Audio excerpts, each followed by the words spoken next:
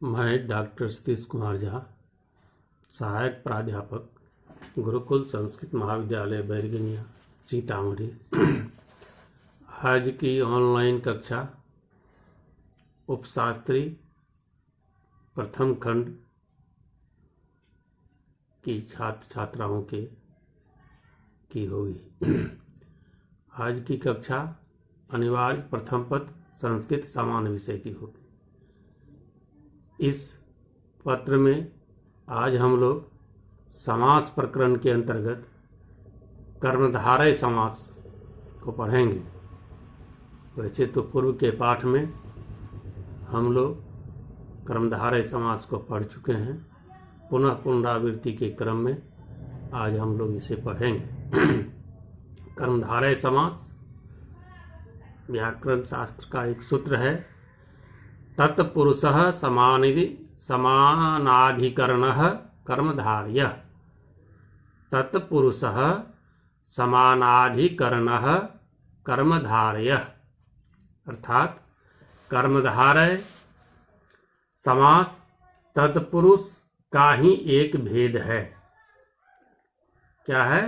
कर्मधारय समास तत्पुरुष समास का ही एक भेद है। जब विशेषण और विशेष का समास होता है तब कर्मधारय समास होता है। जब विशेषण और विशेष का समास होता है तब कर्मधारय समास होता है। इसे समानाधिकरण तत्पुरुष भी कहते हैं। इसे समानाधिकरण तत्पुरुष समास भी कहते हैं। इन दोनों पदों का अधिकरण अर्थात आश्रय एक ही रहता है। दोनों पदों का अधिकरण और आश्रय एक ही रहता है। दोनों पदों में एक ही विभक्ति रहती है। यद्यपि द्वंद्व समास में भी उभय पदों में एक ही विभक्ति रहती है। द्वंद्व समास में भी उभय पदों में एक ही विभक्ति रहती है, किंतु वहां दोनों पदों का स्वतंत्र अस्तित्व होता है। और कर्मधारय में उपपद पृथक अस्तित्व नहीं रखते हैं। कर्मधारय में क्या होता है कि उपपद जो है यह पृथक अस्तित्व नहीं रखते हैं, लेकिन द्वंद्व समास में दोनों पृथक अस्तित्व रखते हैं। जैसे कृष्णः सर्पः कृष्ण सर्पः। यहाँ पूर्व पद निर्दिष्ट कृष्णता उत्तर पर स्थित सर्प से भिन्न नहीं है। कृष्ण सर्पः। इसी प्रकार नवम नवम अन्नम नवान्नम। नवम अन्नम नवान्नम। नीलम उत्पलम नीलोत्पलम। नीलम उत्पलम नीलोत्पलम। उष्णम उदकम उष्णोदकम। उष्णम उदकम उष्णोदकम। महान पुरुषः महापुरुषः। महान पुरुषः महापुरुषः।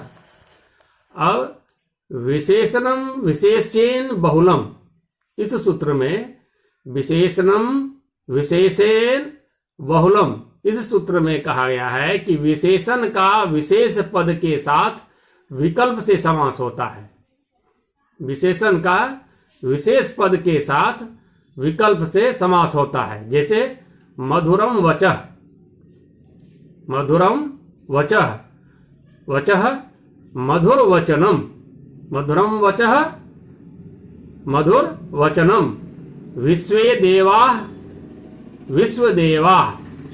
विश्वे देवाः विश्वदेवाः। सर्वलोकाः सर्वलोकाः। सर्वे लोकाः सर्वलोकाः। अब फिर एक सूत्र है। पूर्ववत कर्मधारये जातीये देवी येषु।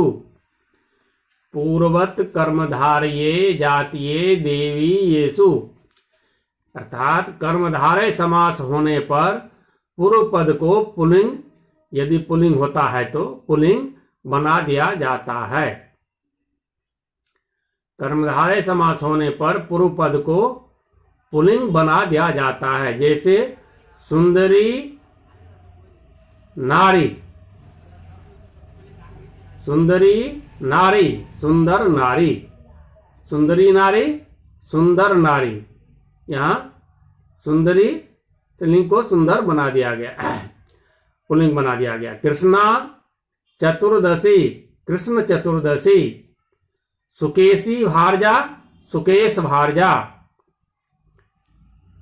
पुल्लिंग बना दिया गया यहाँ। अब अक्तेनय विशिष्टे नय, नय युक्त अक्त प्रत्यांत पद के साथ नय भिन्न अक्त प्रत्यांत पद का समास होता है। नय युक्त अक्त प्रत्यांत पद के साथ नय भिन्न अक्त प्रत्यांत पद का समास होता है। जैसे कृतंच तत् अकृतंच इति कृताकृतम, कृतंच तत् अकृतंच इति कृताकृतम, भुक्तंच तत् अभुक्तंच इति भुक्ता भुक्तम। इसी प्रकार पक्वा पक्वम, दत्ता दत्तम, पीता पीतम इत्यादि। अब एक सूत्र है वर्णो वर्णेन, वर्णो वर्णेन। वर्णवाचक पद के साथ वर्णवाचक पद का समास होता है। वर्णवाचक शब्द पद के साथ वर्णवाचक पद का समास होता है। जैसे नीलश्च स लोहितश्च, नीलश्च स लोहितश्च, अर्थात नील लोहित, नील लोहित। पीतश्च स धवलश्च, पीतश्च स धवलश्च, अर्थात पीत धवल।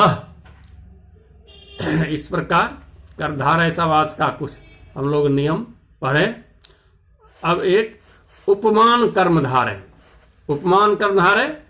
उपमानानि सामान्य वचने, उपमानानि सामान्य वचने। उपमान और साधारण धर्मवाचक शब्द के साथ जो समास होता है उसे उपमान कर्मधारय कहते हैं। उपमान और साधारण धर्मवाचक शब्द के साथ जो समास होता है उसे उपमान कर्मधारय कहते हैं। जैसे धन इव श्यामः, धन इव श्यामः, धन श्यामः।